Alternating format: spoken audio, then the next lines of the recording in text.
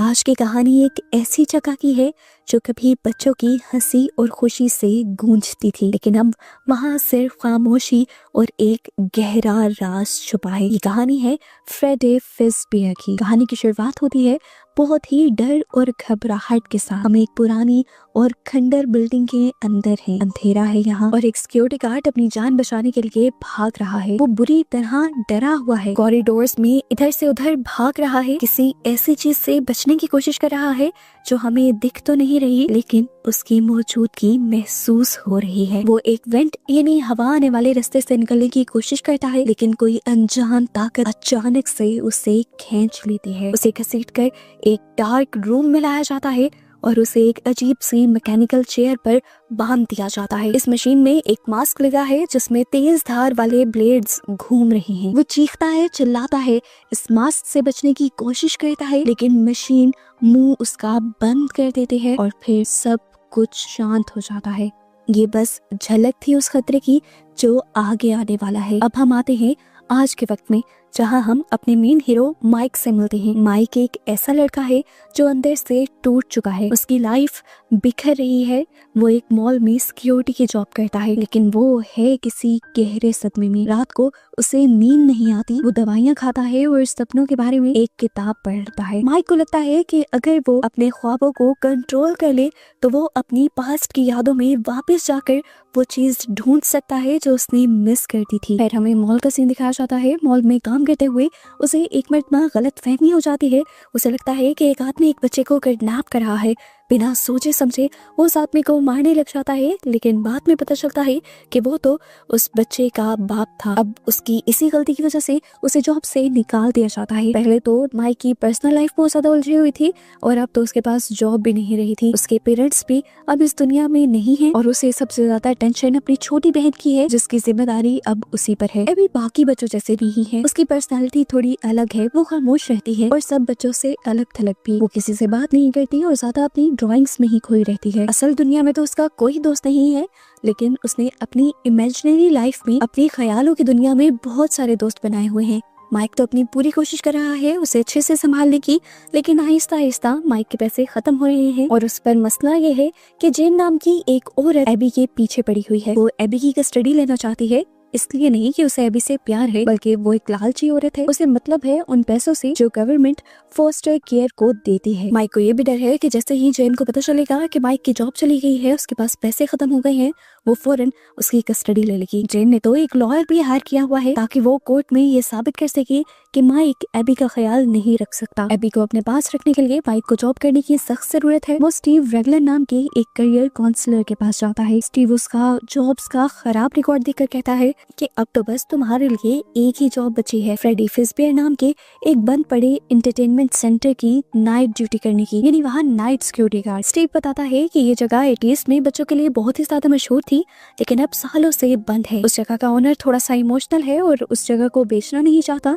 इसीलिए वहाँ पर आज तक कुछ और नहीं बना। वहाँ का सामान वगैरह चोरी ना हो जाए, इसीलिए वो हमेशा वहाँ पर डे और नाइट सिक्योरिटी गार्ड रखता है। जॉब काफी अजीब थी, जगह भी डरावनी थी, जॉब के लिए पैसे भी बहुत कम मिल रहे थे, लेकिन माइक के लिए अभी फिलहाल कोई भी जॉब होना जरूरी था।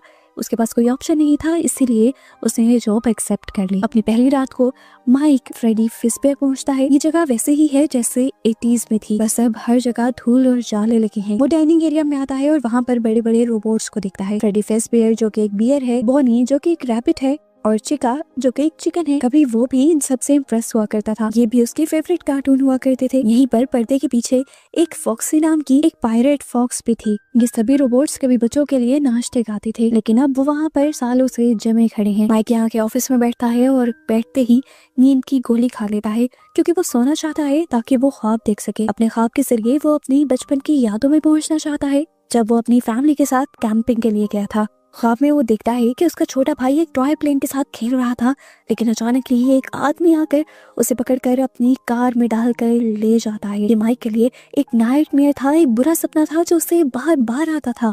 माइक कार के पीछे भागता है, चिल्लाता है, लेकिन वो कभी कार तक पहुंच नहीं पाता।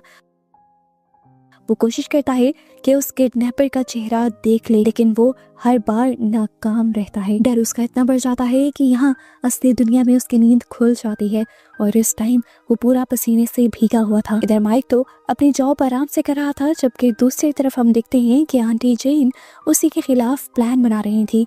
वो एबी की बेबी सिटर मैक्स और मैक्स के भाई के साथ मिल जाती है, उन्हें पैसे देती है और टारगेट देती है कि जहाँ पर माइक जॉब करता है वहाँ पर घुसकर तोड़फोड़ कर दो। जेन का प्लान है कि अगर ये जगह तबाह हो गई तो माइक को जॉब से निकाल दिया जाएगा और कोर्ट में ये साबित हो जाएगा कि वो एक जिम्मेदार इंसान नहीं है। फिर दूसरी रात माइक दोबारा अपनी जॉब के लिए जाता है और वहाँ पर उसे एक पुलिस ऑफिसर मिलती है। ये ऑफिसर काफी अजीब थी, उसे सुनसान बिल्डिंग के बारे में जरूरत से ज्यादा ही पता था। वो यहाँ पर खड़े हुए रोबोट्स को देखते हुए बताती है कि 80s में यहाँ से 5 बच्चे गायब हो गए थे। पुलिस ने सालों ये पूरी जगह छानी, लेकिन उन बच्चों की बॉडीज कभी नहीं मिली। ऑफिसर बताती है कि असल में यही वो वजह है जिसकी वजह से आज तक ये जगह बंद है। ये ऑफिसर माइक को वार्न करती है कि ये जगह लोगों के दिमाग के साथ खेलती है, इसलिए यहाँ पर संभल कर रहना। माइक उसकी बातों को इग्नोर कर उसके जाते ही अपनी नींद की गोली खाकर सो जाता है और उसके सोते ही आंटी जेन के हायर किए हुए मैक्स और उसका भाई इस बिल्डिंग में आकर तोड़ फोड़ करना शुरू कर देते हैं। वो किचन का सामान फेंक रहे होते हैं, लेकिन तभी अचानक से उन्हें एक अजीब सी आवाज सुनाई देती है। यहाँ का माहौल बदल जाता है और हम देखते हैं कि स्टेज पर खड़े हुए सभी के सभी रोबोट्स हिलने लग जाते हैं और यहाँ पहली बार हमें महसूस होता है कि वो सिर्फ मशीन्स नहीं है, उनमें कुछ और ही है।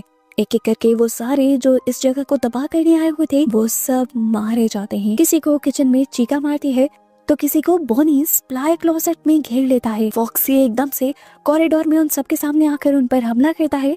इन शॉर्ट सभी के सभी रोबोट्स जैसे जिंदा होकर यहाँ पर लड़ने लग जाते हैं। यहाँ तक कि चिका के हाथ में जो छोटा सा कपकेक भी था वो भी जिंदा हो गया था और उसने भी इस लड़ाई में पूरा हिस्सा लिया था। यहाँ तक कि ये सब लोग खत्म हो जाते हैं। आखिर में मैक्स जो कि बाहर बाकी लोगों का वेट कर रही थी, जब वो बाकी लोगों को देखने के लिए अंदर जाती है तो अचानक से एक परछाई उसके पीछे पड़ जाती है। मैक्स को भी वो परछाई किसी इंसान की लग रही थी, इसीलिए मैक्स खुद उस परछाई का पीछा करती है और उन रोबोट्स के पास पहुंच जाती है, जिसके बाद उसका भी अंजाम वही होता है जो बाकी सबका हुआ था। माइक तो बेचारा सोया हुआ था, उसे तो कुछ पता भी नहीं था कि यहाँ क्या हो गया। जब वो सोकर उठा तो ये जगह बिल्कुल वैसी की वैसी ही थी। यहाँ पर जो टेबल्स टूटे थे वो गायब हो चुके थे और जो इंसान यहाँ पर मरे थे उनका तो नामो निशान ही नहीं था। बेचारे माइक को तो ये अंदाजा भी नहीं हुआ कि यहाँ पर कितना बड़ा खून खराबा हो चुका है। वो अपनी ड्यूटी पूरी कर घर वापस आ जाता है। अब अगली रात जब वो ड्यूटी पर जाने वाला था तो पता चलता है कि उसकी बहन की बेबी सिटर यानी मैक्स, जो कि कल उसी जगह पर मारी गई है, वो अब उसके घर ड्यूटी पे नहीं आ रही। उसे फोन भी किया है पर वो फोन भी नहीं उठा रही, तो अब माइक को ही मजबूरी में एबी को अपने साथ अपने काम पर ले जाना पड़ता है और यहाँ से कहानी का प्लॉट पूरी तरह बदल जाता है। इस एरिया पहुंचकर एबी डरती नहीं, वो घूमते हुए स्टेज की तरफ जाती है। माइक भी उसे रोकने के लिए उसके पीछे जाता है, लेकिन हैरान होकर वो ये देखता है कि वो बड़े बड़े रोबोट्स, एबी उनसे डर नहीं रही थी बल्कि वो सारे रोबोट्स एबी के साथ खेल रहे थे। इन्हीं रोबोट्स ने कल इतना खून खराबा मचाया था, इन्होंने अब एबी को मारा नहीं। वो तो एबी के खेलने के लिए यहीं पर टेबल और चेयर्स का यूज करते हुए एक फोर्ट भी बना देते हैं। यहाँ पर एबी उनके साथ मिलकर डांस भी करती है और ये सब उसके लिए क्लैप भी करते हैं। माइक इस टाइम शदीद कंफ्यूज भी है कि यहाँ पर क्या हो रहा है और डरा हुआ भी है। उसकी इसी हैरानी के दौरान यहाँ पर वही ऑफिसर आ जाते हैं जो पहले माइक को यहाँ पर होने वाले हादसे के बारे में बता कर गई थी। वो उन 5 रोबोट्स को एबी के साथ खेलते हुए देखकर बिल्कुल हैरान नहीं होती और माइक जब इसकी वजह पूछता है तो वो ऑफिसर बताती है कि मैंने जिन 5 बच्चों के बारे में तुम्हें बताया था कि वो गायब हो गए हैं, असल में वो मर गए हैं और उन 5 बच्चों की सोल्स अब इन रोबोट्स के अंदर हैं और वही सोल्स एबी के साथ खेल रही हैं। यहाँ पर माइक को भी एक बहुत ही अजीब एहसास होता है और उसे पता चलता है कि वो अपने ख्वाबों में जिन बच्चों को देखता था वो बच्चे और कोई नहीं बल्कि यही बच्चे हैं और ये बच्चे भी उसके भाई के किडनैप होते वक्त वही थे। उसे एहसास होता है कि अगर वो इन बच्चों से बात करने की कोशिश करे तो शायद ये बच्चे उस किडनैपर के बारे में कुछ बता दे जिस किडनैपर ने माइक के भाई को किडनैप किया था। यहाँ पर माइक अपना प्लान बना रहा था तो वो रोबोट्स अपना प्लान बना रहे थे। रोबोट्स के इरादे हमें कुछ अच्छे नहीं लग रहे थे। एबी के वो दोस्त तो बन गए थे, लेकिन अब वो चाहते थे कि एबी हमेशा उनके साथ रहे और एबी हमेशा उनके साथ ऐसे ही रह सकती थी जैसे वो रह रहे थे, यानी मरने के बाद। वो एबी को मारना चाह रहे थे ताकि एबी मरने के बाद उन्हीं की तरह एक रोबोट बन जाए।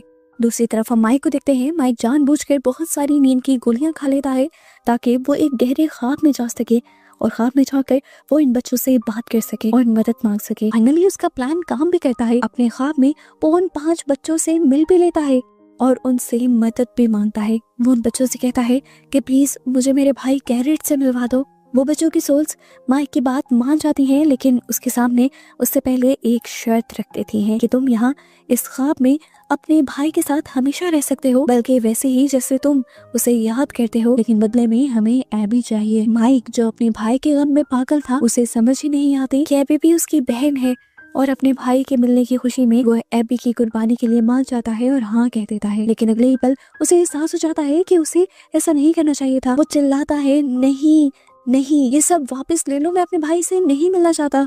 लेकिन अब तो डील हो चुकी थी। ख्वाब में ही अब वो बच्चे उसके ऊपर हमला कर देते हैं और माइक दर्द में चीखते हुए रियल वर्ल्ड में जाग जाता है। जब वो जागता है तो वो खुद को उसी टॉर्चर चेयर पर बंधा हुआ पाता है जो हमने कहानी की शुरुआत में देखी थी। वो रोबोट्स उससे मारना चाहते हैं ताकि वो एबी को उससे दूर ना ले जा सके। यहाँ माइक अपनी सूझबूझ से काम लेता है। वो एक टीजर का इस्तेमाल करता है और मुश्किल से अपनी जान बचाकर वहाँ से भाग जाता है। जब माइक वहाँ अपनी जान बचा रहा था तभी पीछे उसके घर बहुत बुरा हो रहा था।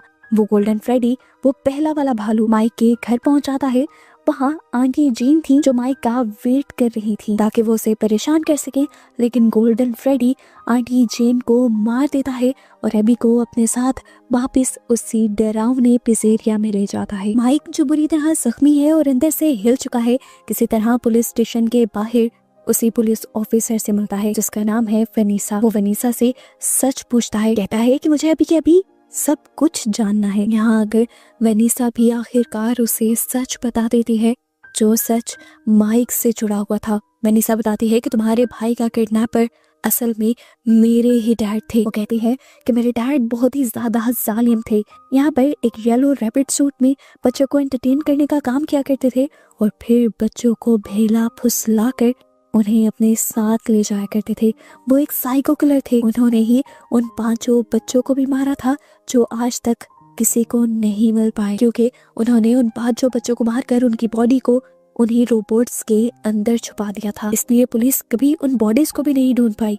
और उससे भी डरावनी बात ये थी कि अब उसके डैड उन बच्चों को और उनकी सोल्स को भी कंट्रोल कर रहे हैं, उन्हें मैनिपुलेट कर रहे हैं। वेनिसा माइक को वार्न करती है कि वापस मत जाओ, वरना मेरे डैड उन सोल्स के हाथ तुम्हें भी मरवा देंगे। वो बहुत ही खतरनाक है। लेकिन माइक कहता है कि वो अपनी छोटी बहन को वहाँ मरने नहीं दे सकता। वो वेनिसा से कुछ वेपन्स और इक्विपमेंट्स लेता है और वापस उस डरावनी जगह के लिए निकल पड़ता है। वेनिसा भी जो आज तक अपने डैड से डरती थी, आज हिम्मत जुटाती है और माइक की मदद के लिए उसके पीछे चल पड़ती है। जैसे ही माइक पिज़ेरिया के अंदर पहुंचता है तो देखता है कि वहाँ के हालात बहुत ही ज्यादा खराब हैं। वो रोबोट्स एबी को पकड़ चुके हैं और जबरदस्ती एक मैकेनिकल सूट में डालने की कोशिश कर रहे हैं। अगर वो सूट बंद हो गया तो एबी बुरी तरह कुचली जाएगी। माइक अंदर घुसता है और टीजर से रोबोट को करंट लगाता है ताकि वो थोड़ी देर के लिए रुक जाए। माइक जल्दी से अपनी बहन एबी को वहां से खींचता है और भागने की कोशिश करता है, लेकिन वो रोबोट्स इन्हें चारों तरफ से घेर लेते हैं। और तभी वहां पर एक नई मुसीबत आती है। येलो रैबिट वहां पहुंच जाता है। ये वही येलो रैबिट था जो उन बच्चों की ड्राइंग्स में भी था। वो बहुत ही ज्यादा ताकतवर है और वो माइक को बहुत ही आसानी से उठाकर पटक देता है। जब वो अपना मास्क उतारता है तो माइक के होश उड़ जाते हैं। वो कोई और नहीं बल्कि स्टीव खुद था, वही करियर काउंसलर जिसने माइक को ये जॉब दी थी। और यहाँ पर वो माइक के सामने ये भी कन्फेस कर लेता है कि उसने ना सिर्फ माइक के भाई को मारा था, बल्कि यहाँ पर जो 5 बच्चे मरे थे उसको भी उसी ने मारा था। वो कहता है आज वो माइक का भी वही हाल करेगा जो उसने माइक के भाई का किया था। यहाँ पर इनके दरमियान में लड़ाई शुरू हो जाती है। वो माइक को मारने की कोशिश करता है और माइक अपने आप को बचाने की, पर वो आदमी माइक पर भारी पड़ रहा था। जैसे ही वो माइक पर आखिरी वार करने वाला होता है, वेनिसा वहाँ गन लेकर पहुंच जाती है। ये वेनिसा के ही डैड थे। वो अपने ही डैड पर बंदूक तान देती है, लेकिन उसके डैड यानी स्टीव हंसने लग जाते हैं और कहते हैं कि तुम मुझ पर कभी गोली नहीं चला सकती। तुम्हारे अंदर हिम्मत ही नहीं है कि तुम अपने डैड पर गोली चलाओ। तुम हमेशा डरती रही हो। लेकिन वो पीछे नहीं हटती और गुस्से में आकर वो आदमी अपनी ही बेटी के ऊपर चाकू मार देता है। यहाँ पर माइक और वेनिसा दोनों ही जख्मी हालत में फंस जाते हैं। रोबोट्स कंफ्यूज होकर ये सब देख रहे हैं। उन्हें अभी भी लगता है कि स्टीव नाम का ये आदमी, जो कि असल में वेनिसा का डैड है, वो इनका दोस्त है, उनका लीडर है। लेकिन एबी जो ये सब देख रही है वो समझ जाती है कि उसने क्या करना है। वो अपने कैनन कलर्स उठाती है और नई ड्राइंग बनाती है जिसमें वो दिखा रही थी कि किस तरह ये येलो रैबिट बच्चों को चोट पहुंचाता है। वो ड्राइंग स्लाइड कर रोबोट की तरफ भेज देती है। रोबोट्स जैसे ही उस ड्राइंग को देखते हैं तो उनकी आंखें गुस्से से लाल हो जाती हैं। उन्हें सब याद आ जाता है। उन्हें याद आ जाता है कि ये येलो रैबिट उनका दोस्त नहीं बल्कि वही शैतान है जिसने उनकी जान ली थी। फाइनली ये सारे रोबोट्स उस घिनौने आदमी के कंट्रोल से बाहर निकल जाते हैं और अब घूमकर उसी आदमी को चारों तरफ से घेर लेते हैं। स्टीव को समझ आ जाता है कि बाजी पलट चुकी है। वो उन्हें रोकने की कोशिश करता है लेकिन वो अकेला पड़ गया है। तभी चीका वो छोटा सा कपकेक उछालता है जो कपकेक उस आदमी के सूट को काट लेता है। ये सूट पुराने स्प्रिंग लॉक मैकेनिज्म से बना हुआ था। इसके खुलते ही लोहे के क्लैंप्स जोर से बंद होते हैं और उन क्लैंप्स के बंद होने की वजह से उस आदमी का जिस्म उसी सूट के अंदर जकड़ा जाने लगता है। यानी वो सूट उस आदमी को कुचलना शुरू कर देता है, बिल्कुल वैसे ही जिस तरह उसने बच्चों को कुचला था, उन्हें रोबोट्स के अंदर डालकर। वो दर्द में चीखता है और आखिरी बार चिल्लाता है, आई ऑलवेज कम बैक, मैं हमेशा वापस आता हूँ। रोबोट्स उसे घसीट कर अंधेरे में ले जाते हैं ताकि वो वहाँ तड़प तड़प कर दम तोड़ दे। बिल्डिंग हिलने लगती है जैसे ये सब खत्म होने वाला हो। माइक जल्दी से जख्मी वेनिसा को सहारा देता है और साथ ही एबी का हाथ पकड़ता है और ये तीनों अपनी जान बचाकर वहाँ से भाग निकलते हैं। कुछ वक्त बाद दिखाया जाता है कि वेनिसा हॉस्पिटल में है, कोमा में है लेकिन जिंदा है। माइक और एबी उससे मिलने आते हैं। अब माइक और एबी के बीच वो दूरियां खत्म हो चुकी हैं जो पहले थी। एबी को हमेशा लगता था कि माइक उसका ख्याल नहीं रखता, लेकिन उस हादसे के बाद एबी जान गई थी कि माइक ही इस दुनिया में सबसे ज्यादा उसका ख्याल रखता है और रख सकता है। माइक ने भी अपने पास्ट के ऑब्सेशन को छोड़ दिया था क्योंकि उसका भाई का कातिल मर चुका था, उसका बदला पूरा हो गया था, इसलिए अब वो भी जिंदगी में आगे बढ़ गया था और अब उसने सिर्फ और सिर्फ अपनी बहन की खुशी के लिए जीने का फैसला किया था। और ऐसे ही इन दोनों को साथ दिखाते हुए ये वाली मूवी यहीं पर खत्म हो जाती है और अब इसी मूवी के पार्ट 2 की शुरुआत होती है एक बहुत ही वाइब्रेंट और खुश माहौल से। यहाँ पर फ्रेडी हाउस नाम की एक जगह है जहाँ पर बच्चों का एक बहुत ही अच्छा फेस्टिवल चल रहा है। बच्चों की हंसी खुशी, यहाँ के म्यूजिक, लाइट्स, सब कुछ परफेक्ट लग रहा है। पर इसी भीड़ में एक छोटी बच्ची है शार्लेट। शार्लेट बाकी बच्चों की तरह एंजॉय नहीं कर रही, उसकी नजर कहीं और है। उसे कुछ अजीब महसूस हो रहा है। तभी उसका दोस्त वेनिसा उसे खेलने के लिए बुलाता है, पर शार्लेट का ध्यान एक अंधेरे कोने में जाता है। वहाँ वो दिखती है कि फ्रेडी, जो कि अब एक बड़े भालू जैसा रोबोट है, एक छोटे बच्चे को उठाकर चुपके से ले जा रहा है। शार्लेट घबरा जाती है और ये बात जाकर लोगों को बताती है, पर कोई भी उसकी बात नहीं सुनता। उससे बड़ी उम्र के लोग उसे कहते हैं कि इसका तो दिमाग ही ठीक नहीं है। वो बच्ची हालांकि सच बोल रही है पर कोई उस पर यकीन नहीं कर रहा। इसके बावजूद भी शार्लेट हार नहीं मानती और उस बच्चे को बचाने के लिए अकेले ही उस अंधेरे एरिया में चली जाती है। वहाँ वो उस बच्चे को तो बचा लेती है, पर जैसे ही वो पलटती है फ्रेडी उस पर अटैक कर देता है और शार्लेट की वही मौत हो जाती है। ये न्यूज़ हर जगह फैल जाती है पर लोग इसे सिर्फ एक एक्सीडेंट मानकर भूल जाते हैं, लेकिन हम जानते हैं कि वो एक्सीडेंट बिल्कुल नहीं था। अब कहानी बिल्कुल चेंज हो जाती है और हम देखते हैं माइक को और उसकी छोटी बहन एबी को। माइक और वेनिसा अब बहुत अच्छे दोस्त बन चुके हैं और एक दूसरे के काफी क्लोज भी हैं। पर वेनिसा की लाइफ अब नॉर्मल नहीं है। वेनिसा को हर रात वही पुराने नाइटमेयर आते हैं जहाँ फ्रेडी उसे डराता है। दूसरी तरफ एबी है जो माइक की जान है। अब वो स्कूल जाती है। स्कूल में जब उसके फ्रेंड्स उससे डरावनी स्टोरी सुनने की जिद करते हैं तो एबी उन्हें फ्रेडी हाउस की सच्चाई बताती है। वो कहती है कि जो भी वहाँ जाता है वो मारा जाता है और उस बच्चे या इंसान की सोल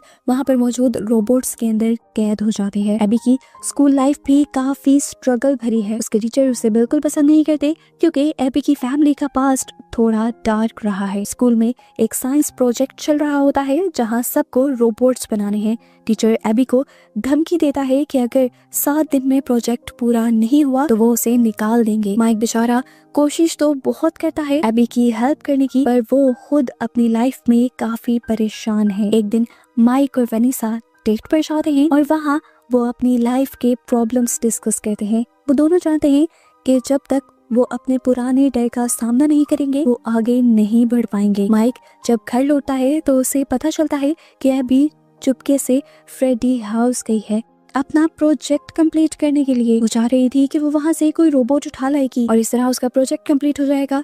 लेकिन जैसे ही ये बात माइक को पता चलती है कि वो फ्रेडी हाउस गई है, डर के मारे उसका हाल बुरा हो जाता है और वो भी फौरन फ्रेडी हाउस की तरफ भागता है। वहाँ उसे एक पोस्टर मिलता है जिसमें लिखा हुआ है कि फ्रेडी एक किलर है और अगर सच जानना है तो 1 नंबर पर कॉल करो। माइक एबी को लेकर घर तो आ जाता है, पर उसे अब ये भी समझ आ गया है कि कुछ तो बहुत ही गलत हो रहा है। अब स्टोरी में एंट्री होती है कुछ यंग टीन एजर्स की, जो सिर्फ सोशल मीडिया पर फेम पाने के लिए फ्रेडी हाउस में घुस जाते हैं। उन्हें लगता है कि वीडियो बनाएंगे तो वायरल हो जाएंगे, पर उन्हें नहीं पता था कि वो अपनी मौत को दावत दे रहे हैं। वहाँ लिसा नाम की एक लड़की को एक म्यूजिक बॉक्स मिलता है जो बहुत ही ज्यादा पुराना है। जैसे ही वो उसे बचाती है, यहाँ रखा हुआ एक बड़ा सा बॉक्स हिलने लगता है और उसमें से निकलता है मैरोनेट, एक ऐसा खिलौना जो दिखने में तो इनोसेंट है पर है बहुत ही खतरनाक। मैरोनेट लिसा पर अटैक कर देता है और देखते ही देखते वहाँ पर खून की नदियां बहने लग जाती हैं। एक लड़का पानी में गिर जाता है जहाँ छोटे छोटे पुतले उससे मार डालते हैं। इन सब के पीछे मिशेल नाम का एक लड़का था जो चाहता था कि ये रोबोट्स फिर से जिंदा हो जाएं और इसीलिए उसे सोल्स की जरूरत थी।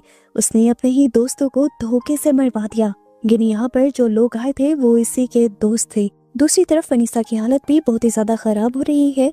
उसे अब दिन में भी हेलुसिनेशंस होने लगे हैं। उसे अपने डैड की आवाज सुनाई देती है जो उसे डराते हैं, पर इस मर्तबा वनीसा ने ये डिसाइड कर लिया है कि वो नहीं डरेगी। वो अपने ख्वाबों में अपने डैड का सामना करती है और उन पर गोली चला देती है। इस तरह अपने ख्वाब में अपने डैड को मारकर उसने असल दुनिया में अपने डर को मौत दे दी थी। यहाँ पर एबी को फ्रेडी का एक मास्क मिलता है जो बोलने लगता है। ये मास्क एबी को कुछ इस तरह से बहला फुसला देता है कि अब एबी को लगने लगा था कि वो सारे रोबोट्स जो कभी उसके जान के दुश्मन हुआ करते थे, अब वो उसके दोस्त बन गए हैं। वो उन्हीं रोबोट्स को अपने स्कूल फेस्टिवल में भी ले जाते हैं, क्योंकि स्कूल में उसे रोबोट्स बनाने का ही प्रोजेक्ट मिला था। एबी की टीचर उस प्रोजेक्ट को तोड़ देते हैं। टीचर के इस बिहेवियर की वजह से एबी खुद भी टूट जाती है और रोते हुए फ्रेडी के पास जाती है और फ्रेडी रोबोट उससे कहता है कि वो उसका प्रोजेक्ट ठीक कर देगा, बस उसे एक कोड इंस्टॉल करना होगा। मासूम एबी उसका बताया कोड डाल देती है, पर दरअसल वो कोड रोबोट्स को आजाद करने का एक रास्ता था। एबी के कोड डालते ही वो सारे खूनी रोबोट्स अब आजाद हो चुके हैं। माइक को तभी शार्लेट के डैड मिलते हैं। वो माइक को वही म्यूजिक बॉक्स देते हैं और माइक से वो एक अजीब सी बात कहते हैं कि ये म्यूजिक बॉक्स उन रोबोट्स को शांत कर सकता है। माइक उनकी ये अजीब बात सुनकर फौरन समझ गया था कि एबी ने कुछ गलती कर दी है और उसने गलती से उन रोबोट्स को फ्री कर दिया है। इधर फ्रेडी स्कूल पहुंच जाता है और क्योंकि इस टाइम वो एबी का दोस्त बनकर आया है तो एबी के बदले तो जरूर लेगा। वो वहाँ उस खड़ूस टीचर को मार डालता है जिसने एबी का रोबोट तोड़ा था। इस खून खराबे से स्कूल में अफरा तफरी मच जाती है। स्कूल में मरने वाली टीचर की खबर हर जगह पहुंच जाती है और माइक और वेनिसा को भी मिल जाती है। वो भी फौरन स्कूल पहुंचते हैं और वेनिसा आकर इन रोबोट्स को देखती है और उसे पता चल जाता है कि मशीन्स के अंदर जो पहले सोल्स थी वो दोबारा जिंदा हो गई हैं। या कह लें कि पहले वो इन रोबोट्स के अंदर से चली गई थी और अब वो सोल्स दोबारा इन्हीं रोबोट्स में आ गई हैं। ये बात वो यहाँ के लोगों को बताती है। सभी लोग उसकी ये बात सुनकर डर जाते हैं और इसी टाइम पर सामने आता है माइकल, जो कि असली विलन है। माइकल सामने आते ही रोबोट्स को ऑर्डर देता है माइक को मारने का और यहाँ हमें ट्विस्ट पता चलता है कि इन रोबोट्स के अंदर वो पुराने वाले बच्चों की सोल्स नहीं थी, बल्कि इस माइकल के दोस्तों की सोल्स थी और इन सोल्स को माइकल खुद कंट्रोल कर रहा था और इसीलिए तो माइकल ने माइक को मरवाने का ऑर्डर भी दिया था। माइक भी समझ गया था कि रोबोट उसे छोड़ेंगे नहीं, इसीलिए वो शार्लेट के डैड का दिया हुआ म्यूजिक बॉक्स चला देता है। उस म्यूजिक की धुन सुनते ही रोबोट्स का दिमाग घूम जाता है और वो कमजोर होने लगते हैं। इस टाइम पर कुछ अच्छे रोबोट्स भी वहां पर पहुंच जाते हैं। असल में इन रोबोट्स के अंदर भी कुछ इंसानों की ही सोल्स थी, लेकिन वो अच्छी सोल्स थी और बुराई को पहचानती थी। वो माइक का साथ देने के लिए आई थी, इसीलिए वो माइकल पर, जो कि माइक का दुश्मन है और माइक को मारना चाहता है, उस पर हमला कर देती है। रोबोट्स आखिर इतना माइकल को मारते हैं कि वो यहाँ मर जाता है और फाइनली ये लड़ाई माइक और माइक के साथ ही जीत जाते हैं। लेकिन फिल्म यहाँ एंड नहीं होती। मूवी के पोस्ट क्रेडिट सीन में रिक नाम के लड़की की एक सोल माइक को एक डरावनी वार्निंग देती है कि अभी जो सब हुआ वो तो बस शुरुआत थी वो उसे बताता है कि जब तक कि वेनिसा इन रोबोट्स के टच में रहेगी खतरा ऐसे ही बना रहेगा, हम ऐसे ही रोबोट्स के अंदर आकर तुम्हें परेशान करते रहेंगे। ये बातें सुनकर माइक और एबी डर जाते हैं और यहाँ से भागने की कोशिश करते हैं, पर तभी वो रोबोट जिसमें शार्लेट की सोल थी वो वेनिसा को अपने कब्जे में कर लेती है। और अब इसके बाद वो क्या करेगी, सेम मिस्ट्री के साथ ये मूवी यहाँ खत्म हो जाती है।